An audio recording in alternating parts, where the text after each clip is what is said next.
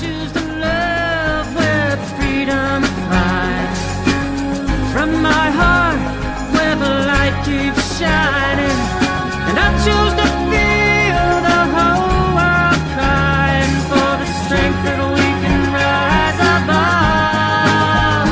I choose love. Hello and welcome to Grace Healing. I'm Larry Reynolds. And I'm Ina Hale. And we welcome you and have always committed to you in these videos that we would begin first in prayer, tying into God's presence to establish an order of protection over you so that you will only embrace and receive the words that God intends through these offerings and to be protected from anything that falls short of God's perfect offering. And what I'd like to do is give you guys a gift today, and that's extend to you Ina to lead the prayers today, because we've been so fortunate to have her join us in Grace Healing and just allow for God's Spirit to flow through her as we listen and surrender into prayer and breathe into God's presence. Yes. So what we want to do is breathe deep. Welcome in Yeshua, your breath. Releasing.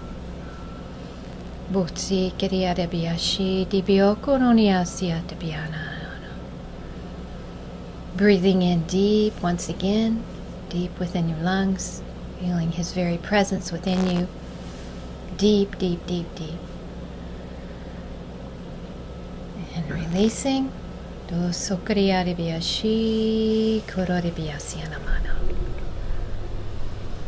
just do this one more time. Breathing in deep. You can feel the breath rising and filling in your lungs as you do this. Releasing.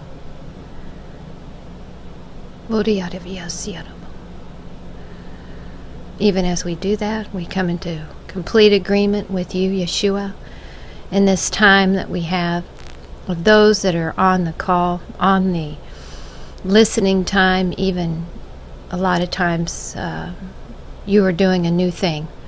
And even in the lives that are listening, that they come into an understanding of the breath they breathe through how you are using Grace Healing and using each and every one of us.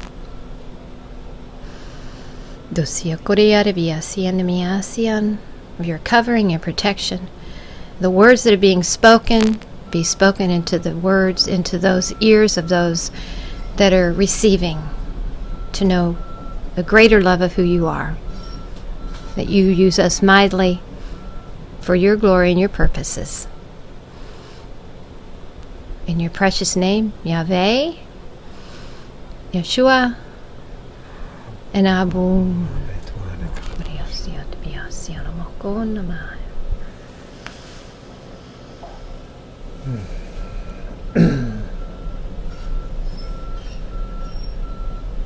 And in our last segments, we had our time describing the spiritual awarenesses and understandings that came forward in serving Andy and the different experiences there.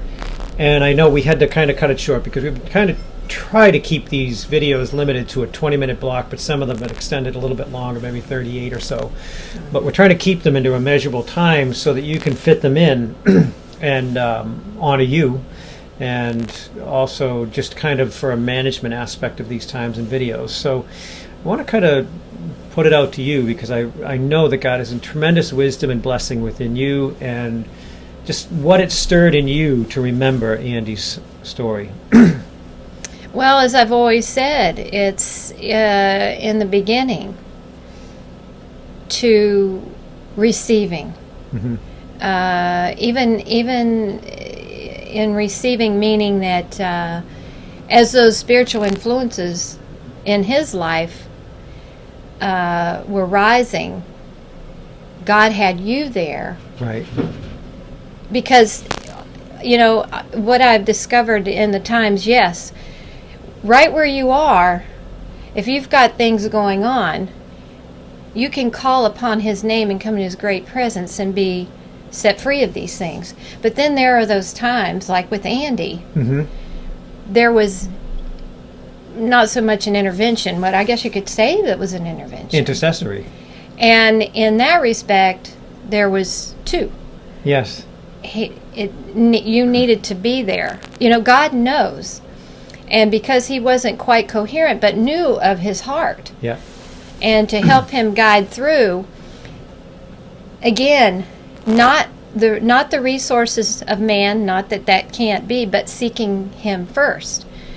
And seeing that unfold again is the true healing and restoration in people's lives of something to this magnitude, in the physical, in the spiritual with him, and in every aspect. And not only that, he's in the jail. Yeah.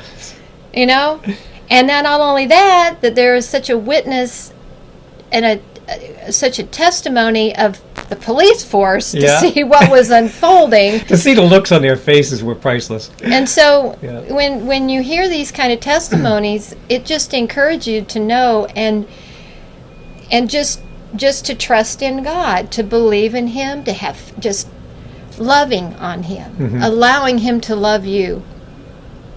And as you're growing in his love, it just comes to a greater awareness of he that's within you. Well, hey, I've got this revelation, is spending this time with him, that all those things that I have that have been within me, or even whatever might be going on in your lives, even now, hearing something that might be rising, like that confusion word, where Christianity, or maybe where you've been to church or never been to church, release that word of confusion. Just give it to God. You don't want it. I don't want it. Here you go. Yeah. You can have it. You can do with it as you will, God. Yeah, you take it. And then hearing these words, you go, well, wait a minute. That's not how it's taught in the church. Again, that comes back if you need to reiterate that word about confusion, because that comes up more than once. Exactly. And it's practically almost ongoing, because we are in this world. I think, can I put in there? I think what you're saying is the confusion surfacing more than once. Like with Andy, yes, we had touched many spirits of anger, many spirits of fear, many spirits of anxiety, spirits of unforgiveness, specific spiritual entity toward dad, toward uncle, toward brother. We were touching on specific spiritual covenants, meaning he embraced these spirits to separate him from these people that were harming him. In most humanity, people don't even know they're doing this. I just feel, I hate that guy. Well, wait a minute. Hate is not an attribute of God. Therefore, it is a spiritual nature. If it is risen and it does not align with the attribute of God, it is spiritual in nature. And as Yeshua said, that all things he was teaching us were things of a spiritual nature, not earthly. We were to release things of a spirit nature and of a demonic nature, welcome in the presence of God, or many of like kind would return. That's the only time that made sense to me. And I've worked with many ministers that didn't make sense to them. They couldn't understand what this piece of scripture was teaching them. But once I understood the order of the heavens, once I understood how the spiritual nature governs people's actions, then I finally got it. I finally knew that it was not they. I mean, even the disciple Stephen was saying this as he was being stoned to death. Yahweh, forgive them, for they know not what they do, for it is the spirits within them that govern the actions that they do. He knew that it was the spirit of murder, it was the spirit of guilt, it was the spirit of judgment, all these things within these individuals that are surrounding him and pelting his body with rocks. As his body was giving up life, the crowd heard his voice cry out over the crowd, Yahweh, forgive them, for they know not what they do, for the spirits within them govern that which they do.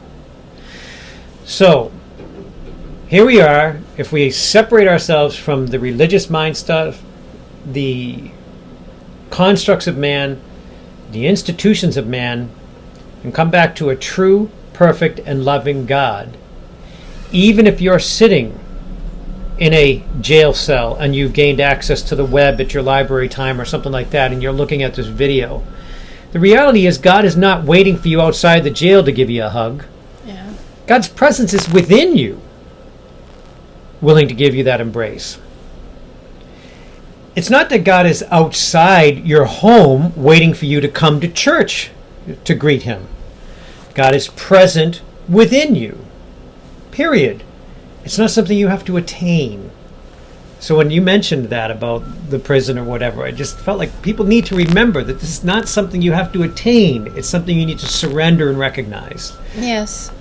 So. Yeah, so totally that. And what I've learned through the years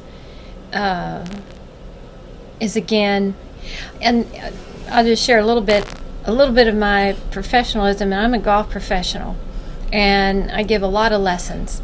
And the one thing that we stick to, and how God has fashioned me through the years, and again, my teaching styles aren't the norm. Right. And it's more on the personal level for that individual. But the three things that are very key are your grip, your stance, swing. Very basic, keeping that basic. And many people come in, and I can parallel this to even Grace Healing and how I've seen things dramatically change, is, it doesn't matter what level of player I get, whether they're a beginner or advanced player. And those that are beginner actually take to it in the children. Mm-hmm. The child is a lot easier to teach because they don't get their mindset in there. And I can show them, and just barely show them a few stance, their grip, and they go into it. And you have to do that over and over and over with them until they get it. And some get it quicker than others. And that's okay. God knows where we are. So I'm talking about not just Grace Healing, but the true Word of God that's within me. And yeah, I've read the Scriptures, and a lot of it, and I have to say, I've gone back to Scripture, and we're not downing that. But there are some things that were confusing to me that now has come into true understanding, that the fear of God, there's no fear in God. Exactly. It's truly love. And, I know that'll be on another teaching to explain a true Word of God. But if you want healing, do you want love? Do you want restoration? And whatever it is, this is, first of all, the introduction to Grace Healing, but these are just small little snippets that I have to express, that as you start to engage in this, and every one of us are seeking something, and once you've got it in God, and knowing His very presence with you, you have that peace, and you grow from it. You want more and more, and it's there. And wouldn't you say, like you had mentioned one time when you were working with some children, and you were doing a golf thing, and then we had connected on some prayer, but to help a person develop muscle memory, yes, the natural returned response to God first, like in the golfing, you wanted to develop a new muscle memory, so the children pick it up quicker because they don't have as much muscle memory, so they're kind of like a clean slate. Exactly. What do I do? And then they just apply it, go, because they're trusting. The challenge is, as adults, many times we've formed muscle memories that aren't accurate. A certain instruction, a certain understanding, a certain golf teacher that didn't know what they were doing. Exactly. And then they come stand before Ina, and Ina can see immediately what's off within their core alignment, the center of their body, their lower body, their swing, their grip. She can pick up immediately something that they assumed was in perfect order. And what we try to help people understand within Grace Healing is we're trying to present the totality of divine love and then lay it over your understandings to say, okay, where does love fit with that? If it doesn't, we're not saying you're wrong, but we have to say, you have to measure that. If it's not in alignment with divine love, meaning God's presence, are you being honest enough, strong enough, spiritual fortitude enough to actually say, I really need to raise this up before God without my allegiance to this understanding. Letting go of that allegiance and say, okay, I need to develop a new muscle memory. That my first default is God's love. Then I look upon the knowledge of the world. First, God's presence and His wisdom, discernment, clarity, order, unity. Then I'll draw to what these people are revealing to me to see if it aligns with the nature of God's presence. Like when you said the fear of God. Yeah. I remember even when I was younger, I was like, why do I? Because I could feel and know a God that wasn't fear. Yeah.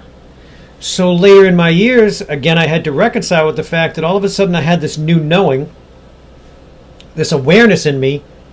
Well, where did it come from?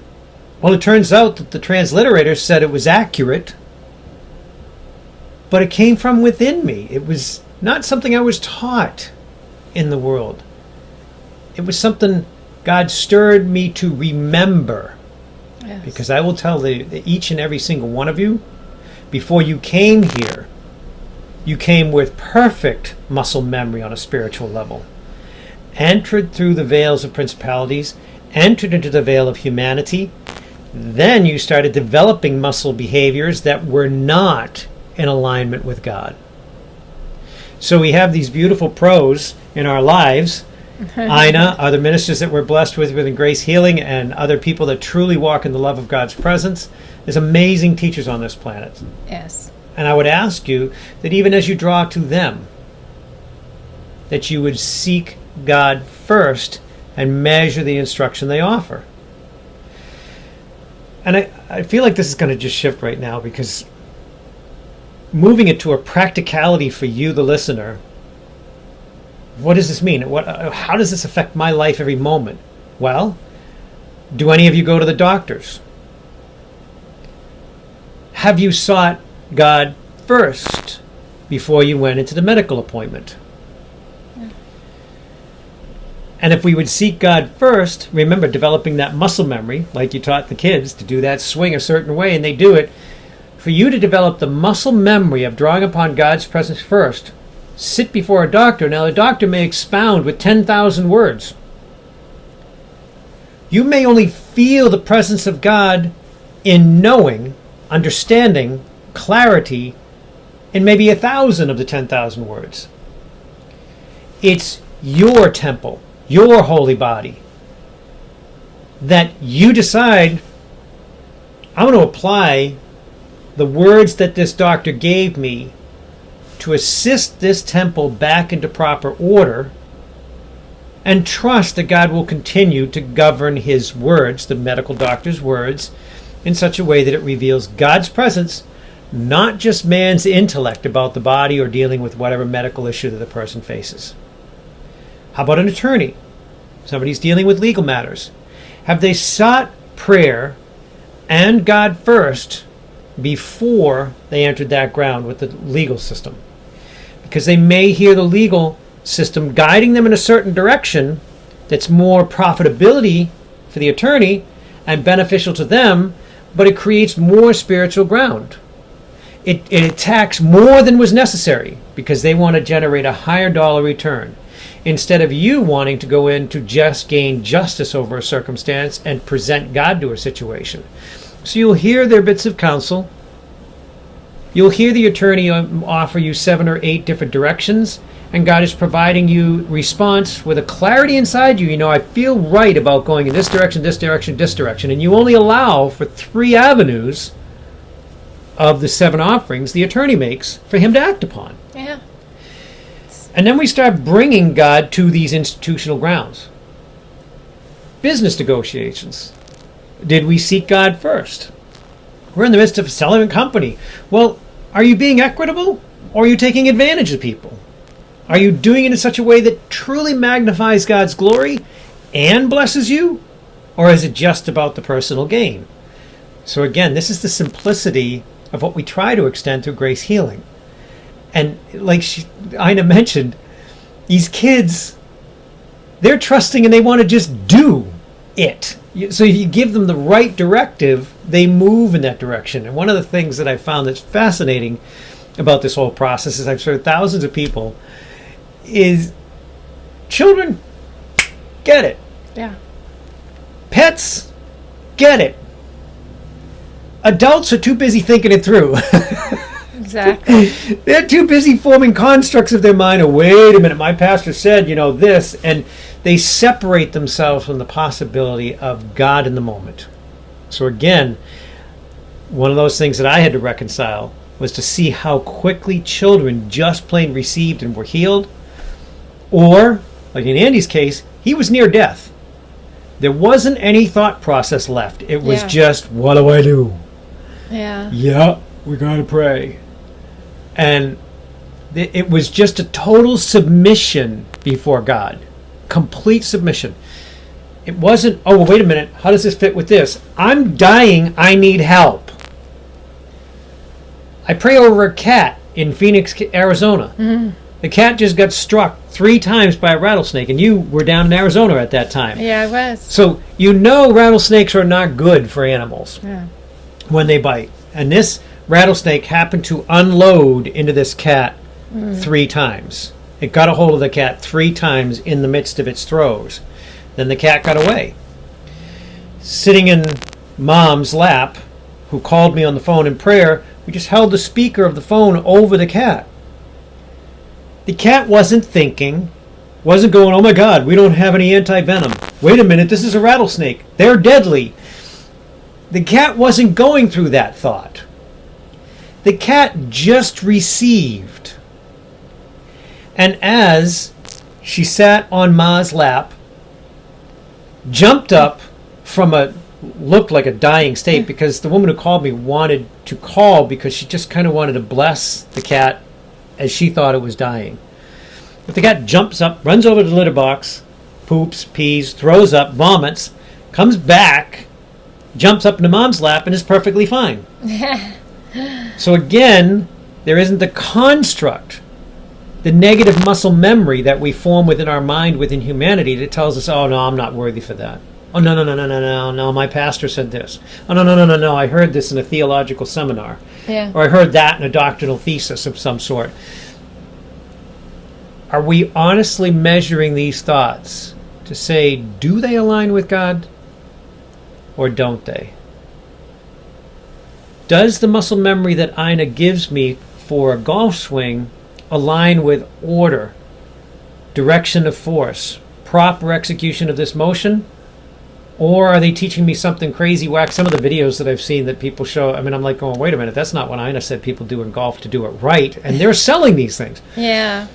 When you sat there with your, as seen on TV, about to write your check or do your credit card, did you honestly stop and pray and seek God? Am I supposed to act on this commercial? And is this guy really speaking truth?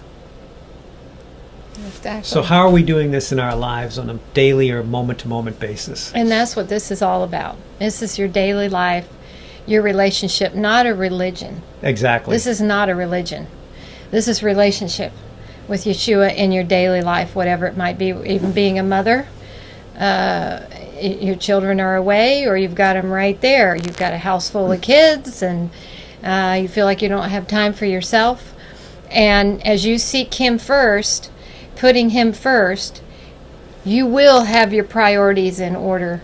Yes. When you seek Him first and you feel like it's just a mess, things are a mess, well, you just spoke it. Mm-hmm. Release that word of mess. Allow His presence to fill you, and His grace is sufficient. And believe it or not, you'll come to a peace and an understanding that He's given you in order. You begin to hear Him in the stillness within. You don't have to hear it audibly, and you don't have to do this and that. And that's important too, because many people get confused and confounded. And now this is my personal understanding. I mean, you may have to seek this before God, but my understanding is it does not come in the form of a voice. Right. Especially if people are dealing with a spiritual ground upon this earth that comes in voices. Yes. That's spiritual misdirection. My understanding is God comes in the form of a knowing, because He's already established absolute truth within you. There is no need to speak it anymore. There's only a need for you to surrender and it rise for remembrance. So it comes in the form of a knowing. And it does align with the nature of God. It's not something you have to step out of God's presence in order to execute. It comes in order, clarity, purity, sanctity. It just, and again, the counseling models out there today are kind of missing some of this ground, because they're saying, well, let's seek the voices. Let's seek this understanding. Let's seek that. Let's look at this. Let's look at what you went through. Let's look at the trauma that you went through. Why don't we release the spiritual trauma first? Seek God for absolute clarity, then look upon the traumas in observance. I was beaten to death once when I was younger and buried under a bush. Anybody would describe that as trauma. I don't see it as trauma, because divine grace healed me from that experience, and I look to God for the answers, not the person that beat me to death with a baseball bat. Yeah. I don't want to look to the incident. I want to look at God and say, what was your perspective over the observation? And what I saw was God's loving embrace wrapping and enfolding my body, wrapping and enfolding my mind, and protecting me for the fact that I was buried underground for 9 hours.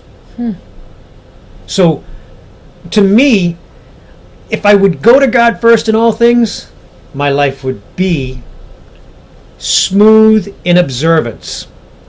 And the reason why I say it that way is because the bottom line is we're still on earth. We're going to see some nasty, horrible stuff. We're going to see good stuff. We're going to see beautiful things, but we're also going to encounter betrayals, wrongful acts, deceptions, people doing things against us, anger being thrust against us. However, if we embrace God first instead of the spiritual ground that's being presented to us, we will be moved to a divine place of observational awareness and release the spiritual ground as we walk with clarity through the midst of it, and we won't be governed through lesser emotions. Yes. That's what we see within Grace Healing, and I hope this is continuing to establish a foundation of awareness in what we offer and your place within this community. And again, as you look to the information below, you will see that we have a conference line available for people to call into on Monday evenings, where we engage in meditative prayer, simple instruction, and people are tremendously blessed in that. Yes, and it's non-threatening. You can get in the call, and you don't have to say who you are. If you have to leave, you can go out. You get off. And the computer may say, announce your name, but she won't get mad if you don't, because it's just a computer voice. As I say, you can without threat, or you're welcome to share, or things that are going on in your life. You're welcome to do so. That's what this is all about. It's non-threatening, safe, secure, and just knowing about the love of God. It's simple. Yes. And then moving into that which God has called you in your life. Wherever you are, whatever you're doing, God will meet you right where you are. And again, if you are enjoying the instructions that are offered over these videos through Grace Healing, please like and subscribe. And if I understand it right, as you click subscribe, it'll change the color of the button. In addition, once you click subscribe, you will be notified and anytime we do additional uploads. So please like, subscribe. It will help the page, and it'll help the nonprofit support of Grace Healing Ministries as we grow in greater numbers.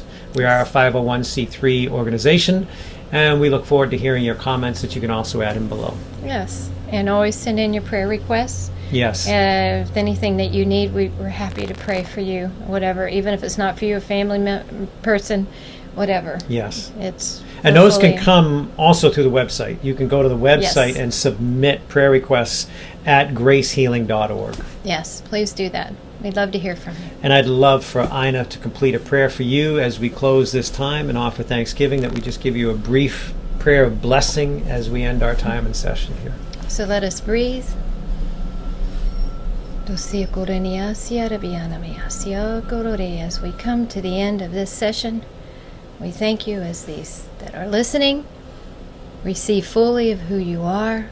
Breathe in again, the fullness of your very breath within. Exhale.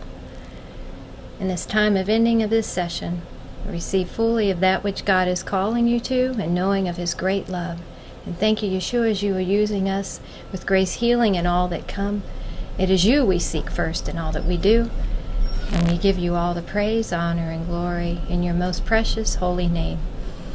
Yahweh Elohim, Yeshua HaMessiach, Abun Suliebendru Yenachum, Abun Libeshnie Kongoriosum Yeshiu. Have an amazing day, and we'll check in with you again the next time. Be blessed. Be Know that blessed. you are loved. We love you. Bye-bye. Yeah.